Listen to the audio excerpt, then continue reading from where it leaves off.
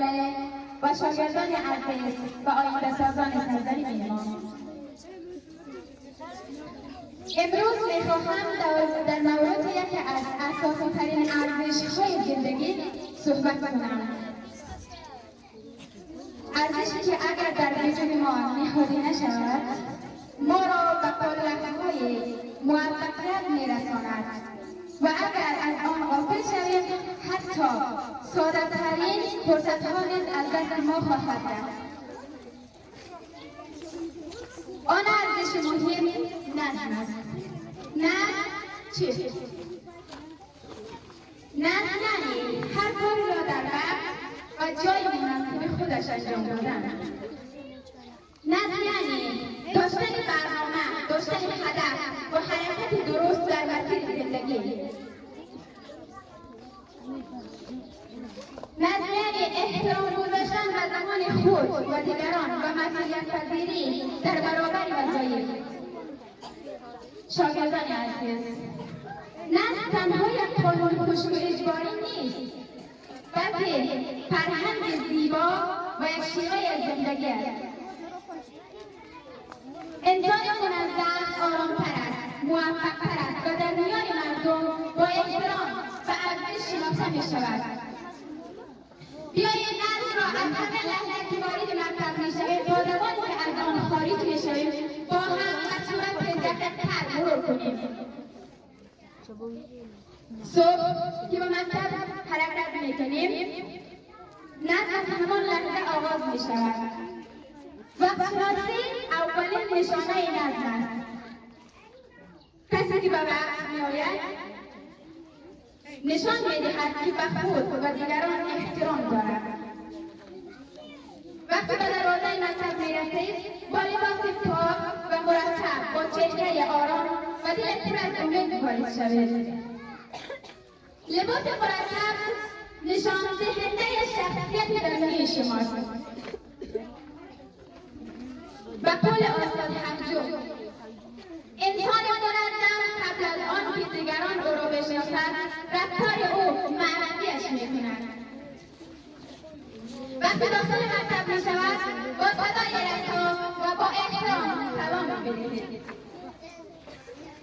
سلام آغاز محبت و نشانه انسانیت است. با یک سلام گرم دل‌ها به هم نزدیک می‌شود و فضای مکتب صمیمی‌تر می‌گردد. در سطح سرلنگ آرام و منظم و کار بایستید. از بی‌نظمی، شوخی‌های بی‌جا و هل دادن یکدیگر خودداری کنید. همین سبک‌های ساده تمرین زندگی بزرگ آینده شماست. شاگردان عزیز، نظم در همه لحظات کوچک ساخته می‌شود، نه در طورهای بزرگ. وقتی وارد صنف می‌شوید، نظم شما باید بیشتر نمایان شود. و استاد با دقت گوش بدهید، بدون اجازت صحبت نکنید، کتاب و قلم خود را آماده داشته باشید.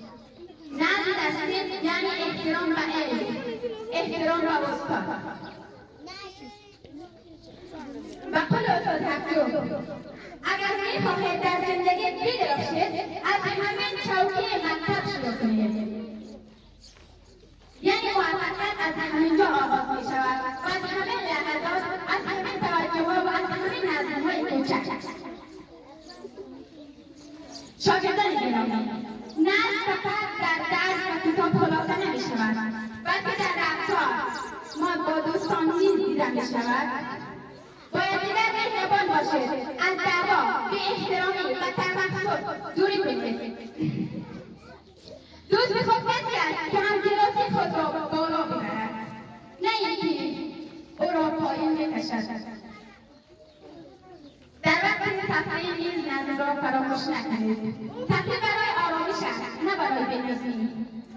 حیات مکتب را پاک نگهداری کنید و وسایل مکتب احترام بگذارید و باعث آزار دیگران نشوید. شاگردان عزیز، یک انسان منظم در هر حال منظم است، چه در سن، چه در حیات، چه در خانه و چه در جامعه. اما هنگام رخصتی وقتی مطلب ختم می شود با عجله و بی‌نظمی از دروازه بیرون نشوید.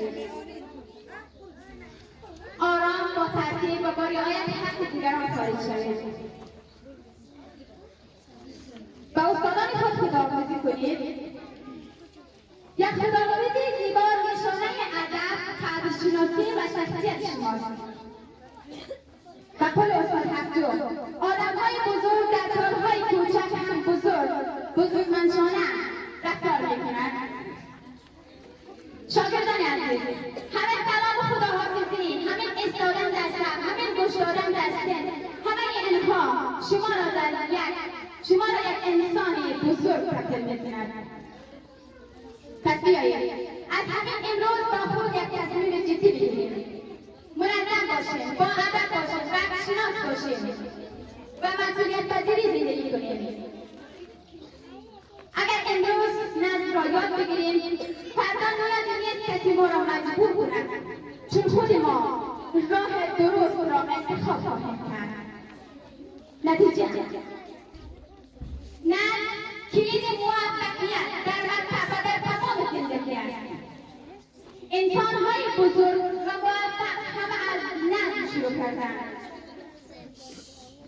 اگر ما نیز بخواهیم آینده روشن و جامعه سالم و زندگی با عزت داشته باشیم، باید نظم را از همین امروز در خود تقویت کنیم.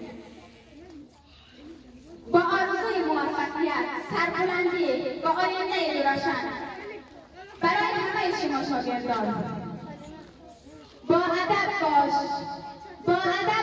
که سرمشق جوانان ادب است. السلام علیکم و رحمت الله